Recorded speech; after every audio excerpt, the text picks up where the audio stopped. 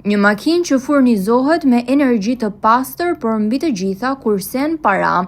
Në Fier është shtuar ndjeshëm numri i automjeteve elektrike në qarkullim, madje dhe institucionet po investojnë në blerjen e tyre.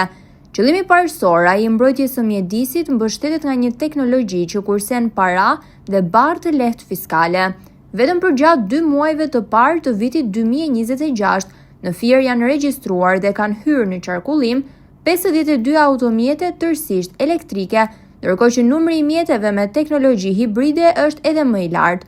Albert Shahaj, drejtues taksie, thotë se avantazhet e një makine elektrike janë të shumta krahasuar me makinat me lëndë djegëse. Unë kam për një viti këtu tek Malasi. Makinat elektrike janë ekonomike, një ekologjike.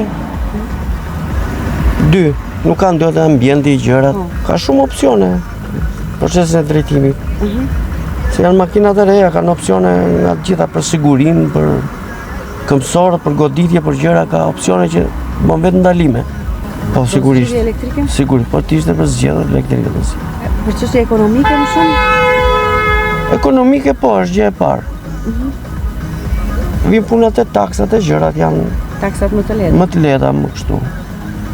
Edhe sistemet i ka avantazhe shumë të mëdha. Sistemet e drejtimit ka avantazhe shumë të mëdha. Në total në qarkun e Fierit janë në qarkullim 353 makina elektrike. Mesatarisht, çdo vit 120 qytetar blejnë automjete elektrike dhe hibride duke synuar së pari reduktimin e shpenzimeve për karburant dhe sistemet moderne të drejtimit të automjeteve elektrike.